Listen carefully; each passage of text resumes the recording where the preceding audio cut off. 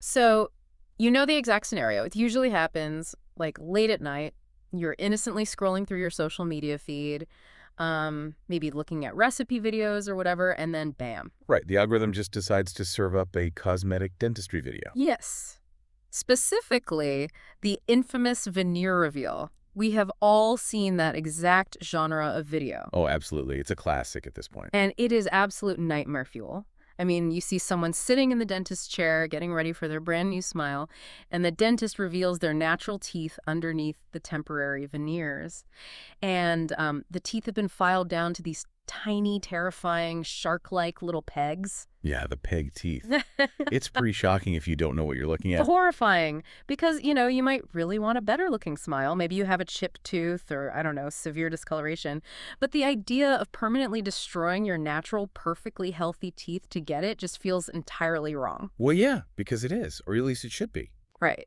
So today, we are doing a deep dive into some really fascinating clinical notes and insights detailing the modern minimal prep approach. This is the stuff practiced at Westbrook Family Dental. And we're going to look at the material science that proves why those aggressive, scary filing techniques are, thankfully, officially obsolete. Yeah, and the clinical shift here is massive. I mean, historically, dentistry operated on a heavily subtractive model. Subtractive meaning like drilling away. Exactly. The materials dictated the procedure. If the material was bulky, you had to subtract tooth. But today, we've moved to an additive, biologically driven model.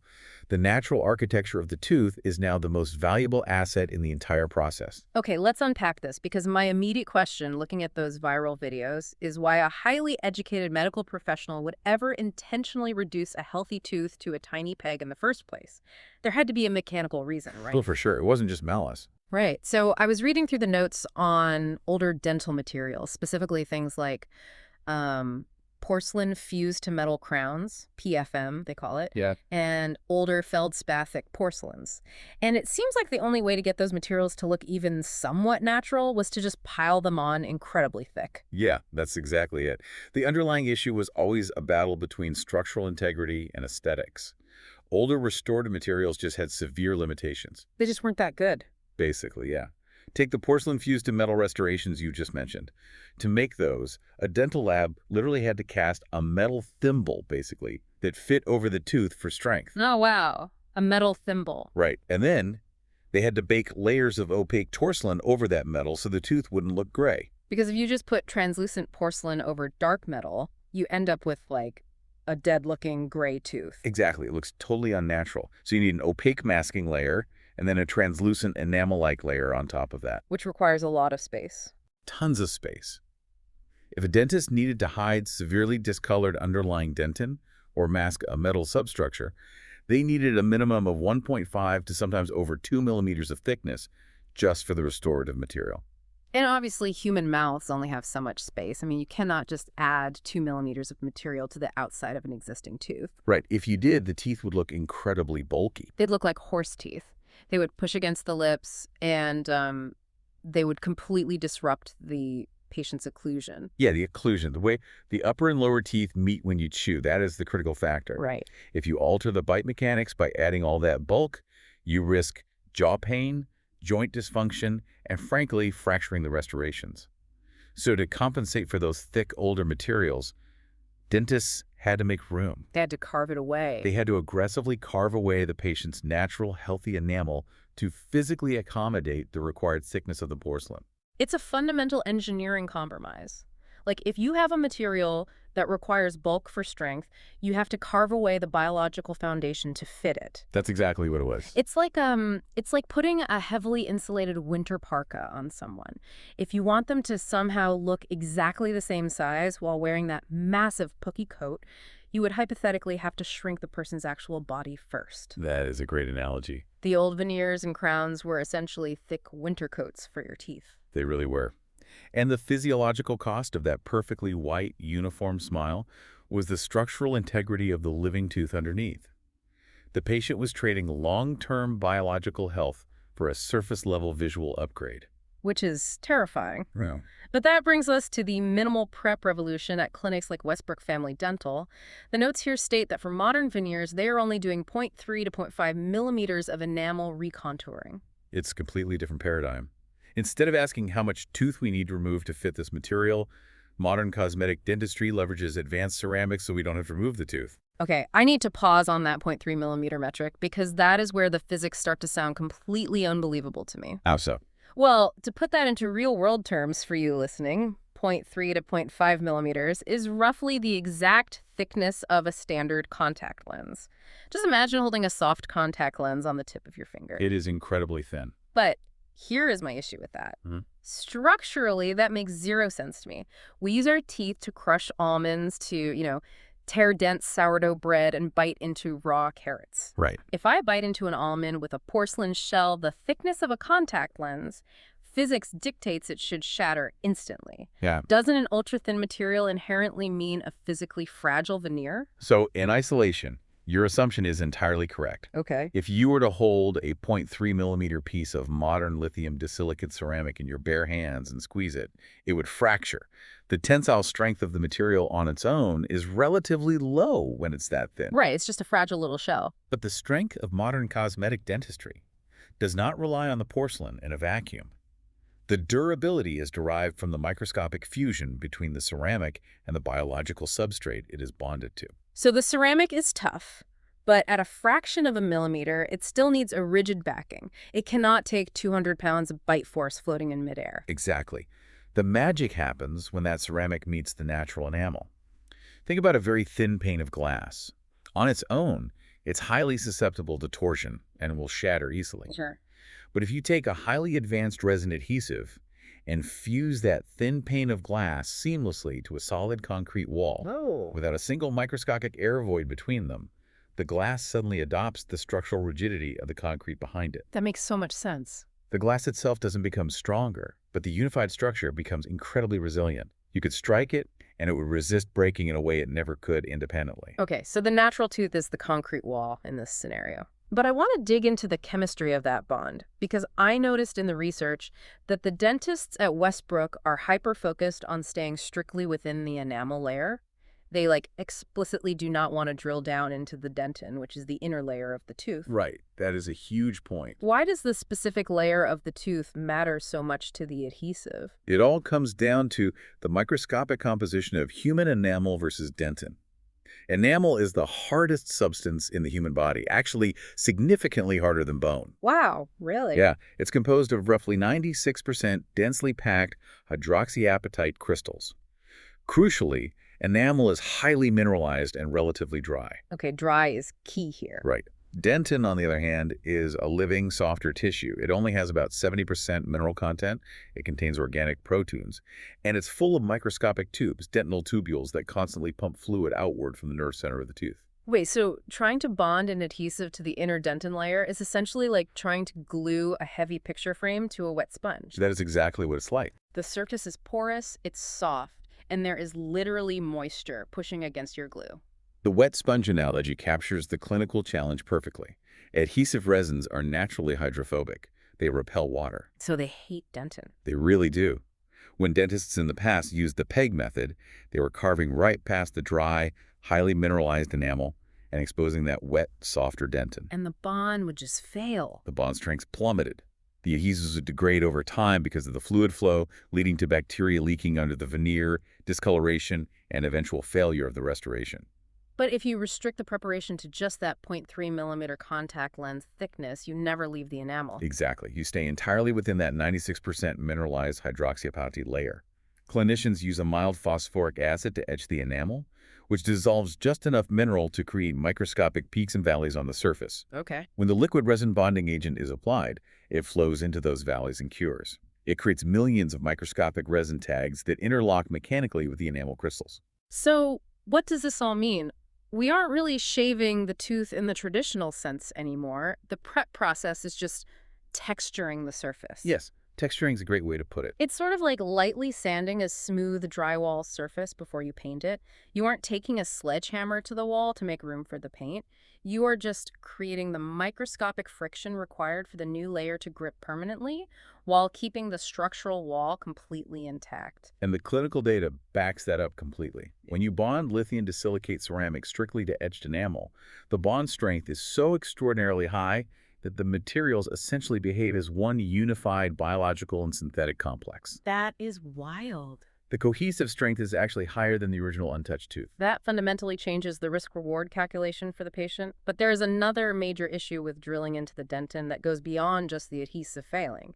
And anyone who has had aggressive dental work knows that post-procedure pain is a massive concern. Oh, the sensitivity, yes. My biggest fear isn't just my tooth breaking. It is that shooting, electrifying pain when you drink ice water. Well, the old destructive model of filing teeth down into pegs was highly traumatic to the living organ of the tooth. We discussed those dental tubules earlier, the microscopic tubes in the The ones pumping fluid. Exactly. Those tubules run directly into the dental pulp, which is the nerve center and blood supply of the tooth. Oh, no. So when you carve away the enamel and cut into the dentin, you are essentially opening up millions of microscopic highways straight to the nerve. You are exposing the odontoblastic processes, the extensions of the nerve cells. So when a patient with heavily prepared teeth drinks cold water, the fluid inside those microscopic tubes contracts.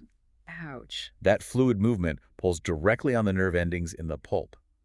It is a phenomenon known as hydrodynamic fluid movement, and it is agonizing. I can imagine. That is why patients who underwent aggressive veneer preparations often suffered from intense, sometimes permanent, pulpal inflammation and sensitivity. Which completely defeats the purpose of the procedure. I mean, what good is a flawlessly white symmetrical smile if you wince in pain every time you breathe in cold winter air or try to drink iced tea? Exactly.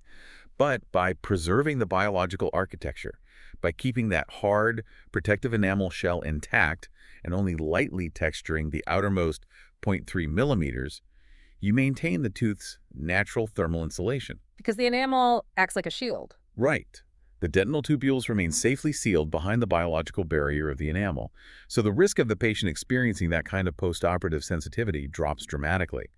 It's a minimally invasive approach that respects the physiology of the body, rather than treating the tooth like, an inert block of wood to be whittled down. It is so much more elegant. But I have to say, it also sounds incredibly demanding from a technical standpoint. Like 0.3 millimeters is a ridiculously small margin of error. It is. You cannot just lean a patient back in a chair, grab a high-speed drill spinning at 400,000 RPMs, and just freehand a 0.3 millimeter reduction by eyeballing it. No, absolutely not. If your hand slips even slightly, you are through the enamel and into the wet sponge of the dentin. And that precision required for minimal prep veneers is exactly why the digital workflow has become mandatory in modern cosmetic practices. The team at Westbrook Family Dental does not rely on guesswork or visual estimation. Ain't good. The entire preservation process is mapped out digitally before a handpiece ever touches the patient's tooth. I want to look closely at that digital mapping process because in the past, if a dentist needed an impression of your teeth, they would fill a massive metal tray with that horrible, gag-inducing pink putty. Yes, alginate or polyvinyl siloxane. Ugh, yes, and they shove it into your mouth for 5 agonizing minutes. How does the digital workflow change that initial data collection? Well, the old physical impressions were prone to distortion, air bubbles, and material shrinkage. Today, the process begins with an intraoral 3D scanner. The clinician uses a wand equipped with confocal microscopic technology that captures thousands of images per second. It stitches together a high-resolution, color-accurate, three-dimensional digital replica of the patient's entire oral cavity in real time. So they are building a perfect, sub-millimeter, accurate 3D avatar of your teeth, gums, and bite inside their software. Exactly, a stereolithography file, or STL. Once that digital avatar is in the CAD/CAM software computer-aided design and computer-aided manufacturing, the dentist becomes a digital architect. That's cool. They can pull in the patient's facial photographs and digitally design the final shape, length, and contour of the new porcelain veneers right over the 3D model of the natural teeth. This is where the predictive math comes in, isn't it?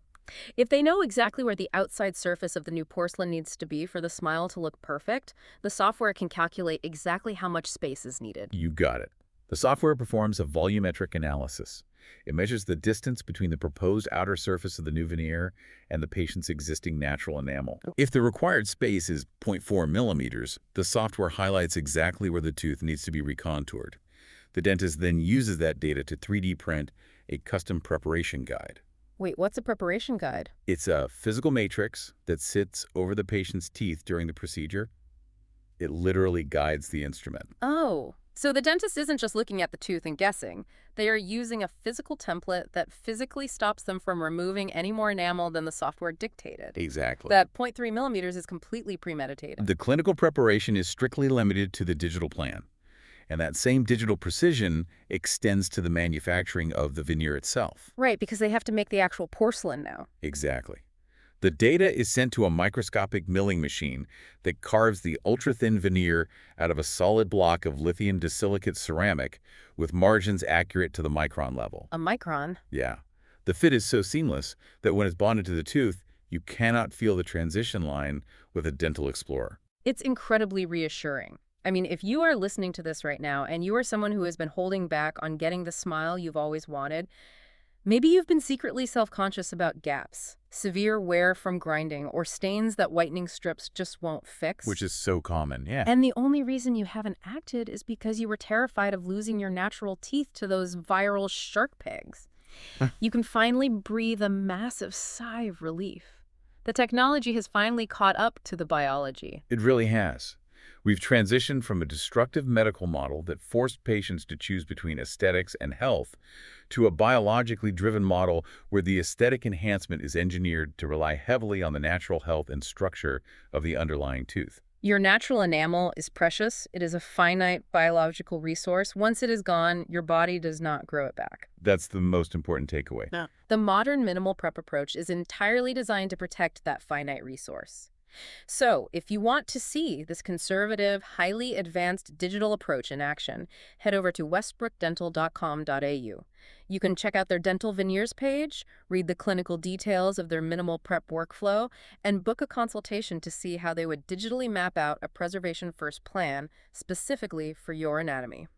The integration of material science, digital scanning, and biological understanding has fundamentally rewritten the rules of cosmetic dentistry. Which leaves me with one final fascinating thought for you to explore on your own today. We just spent a lot of time dissecting how dental technology can now digitally map and perfectly bond a contact lens-thin, ultra-strong ceramic layer to our natural enamel. Right. We know it permanently changes the aesthetic, and we know it actually relies on preserving our natural biology to achieve its incredible cohesive strength. The bonding strength to enamel is the linchpin of the entire system. Well, if this lithium disilicate material is so resilient when bonded to our enamel, and it seals the tooth so completely that bacteria cannot penetrate the margin, how long until these advanced minimal prep materials are used not just for cosmetic makeovers, but proactively? Oh, that's an interesting direction. Right.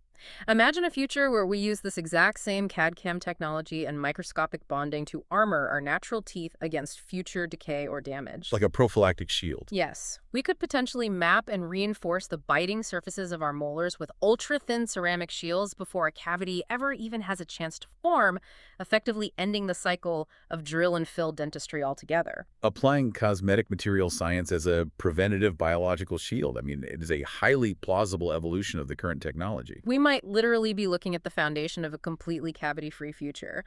But, for now, at the very least, you can sleep soundly knowing those horrifying videos of teeth filed down into tiny pegs do not have to be your reality. You get to keep your biology, keep your enamel, and still get the exact smile you want.